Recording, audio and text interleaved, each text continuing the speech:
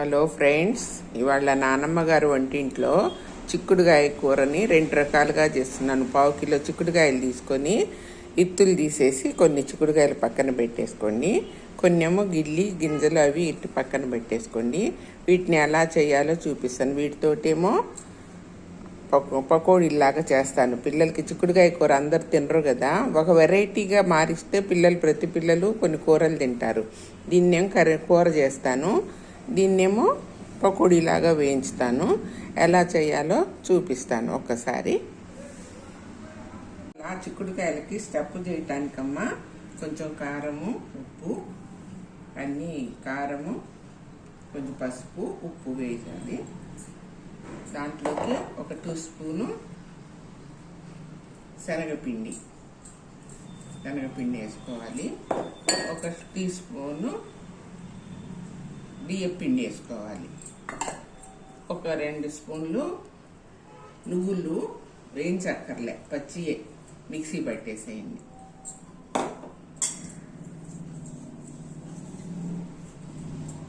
Mixie పట్టేసి దీన్ని అన్నీ కూడా కొంచెం వాటర్ వేసేసి, కొంచెం కారం వేసాం కదా, అన్నీ వేసాం కదా, దీన్ని స్టప్ కింద వాడదాము.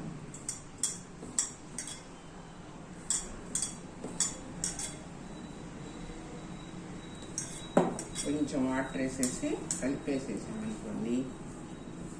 ఇలా కలిపేసేసి ఈ చిక్కుడుకాయలు తీసుకొని ఇలాగా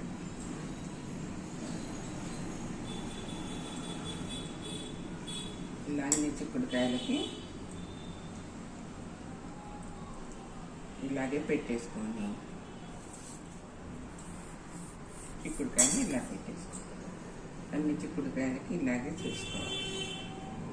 అన్ని చిక్కుడుకాయలకి ఇలాగే చేసేసుకొని పెట్టేసుకోవాలి. ఒక కప్పు శనగపిండి తీసుకోవాలమ్మా. తీసుకొని దాంట్లోకి కొంచెం సోడా ఉప్పు వేసుకోవాలి. కొంచెం కారం, ఉప్పు, పసుపు తీసుకోవాలి. కొంచెం జీలకర్ర పొడి కూడా వేసుకుంటే డైజెషన్కి ప్రాబ్లం ఉండదు. ఇవన్నిటిని కూడా కలిపేసుకోవాలి. వాటర్ వేసి కలిపేసేయాలి.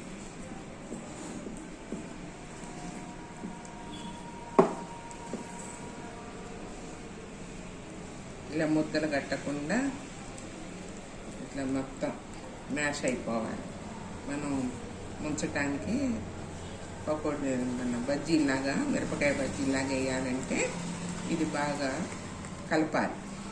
ఎంత బాగా కలిపితే అంత బాగా బబుల్స్ లాగా వస్తాయి అన్నమాట అవి బజ్జీలు.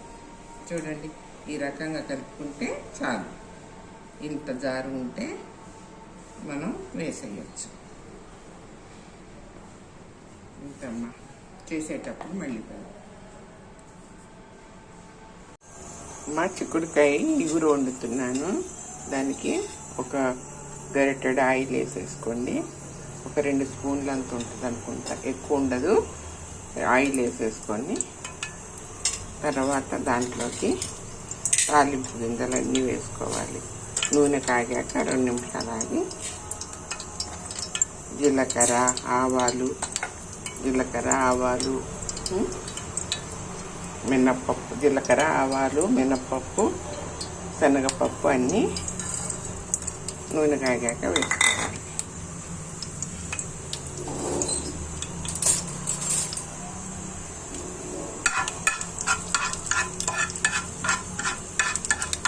కొంచెం ఇది వేగాలి. వేగాక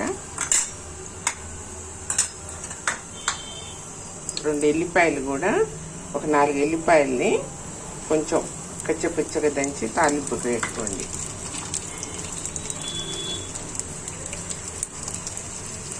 ఒక ఉల్లిగడ్డ పోసి అది కూడా వేసేసుకొని అన్నీ కలిపి వేయించండి.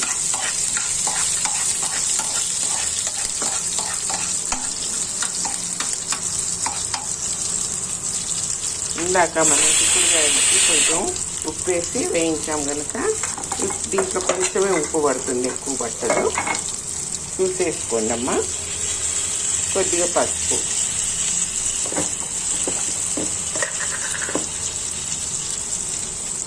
కొద్ది పసుపు వేసేసి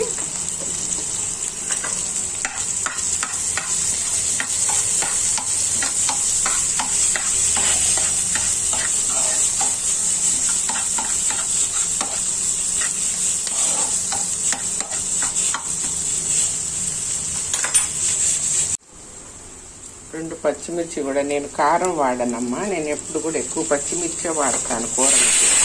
కారం అసలు ఎండి కారం వాడను, ఎందుకంటే గ్యాస్ ఫామ్ అవుతుందని డాక్టర్ గారు పొడి కారం ఎక్కువ ఎర్రకారం వాడకండి అమ్మ, పచ్చిమిరపకాయలే వేసుకోండి అని చెప్పారు. అందు గురించి నేను పచ్చిమిరపకాయలే ఎక్కువ వాడతాను. ఇదిగోమ్మ పచ్చిమిర్చి అన్నీ కూడా వేగాయి కదా, ఇప్పుడు మనం ఉడకబెట్టిన చిక్కుడుకాయని వేసేసుకొని, ఇందాక ఉడకబెట్టాం కదా ఆ చిక్కుడుకాయ మొత్తం ఇందులో వేసేసుకొని ఇగురుగా వండేసుకోవటమే.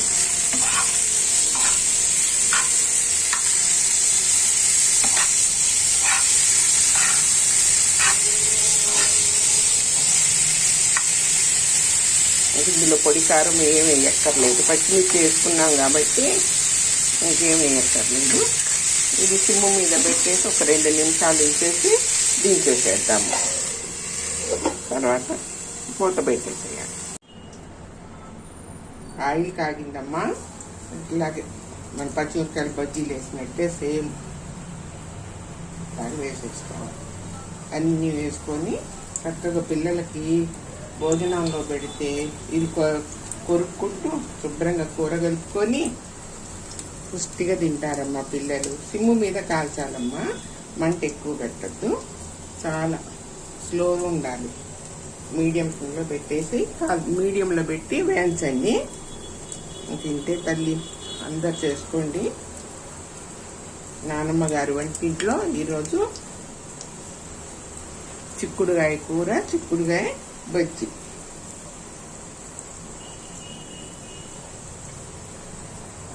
చూడండమ్మా, సేమ్ పచ్చిమిర్చి లాగే ఉంది కదా. పిల్లలు కొరకంగానే కారం లేదేంటి మమ్మీ ఇది అని అడుగుతారు మిమ్మల్ని.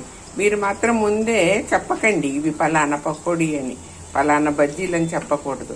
పెడితే వాళ్ళు అమ్మో కారం ఉంటుందంటే ముందు నువ్వు కొరికి చూడరా, నీకు కారం ఉంటే అప్పుడు నన్ను అడుగు అని వాళ్ళకి మీరు చెప్పండి.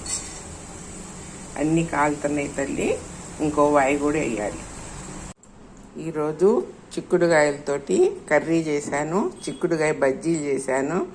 చూడండి అమ్మా, ఈజీ ప్రాసెస్ అంతా పెట్టాను, ఒకసారి అందరు చూడండి.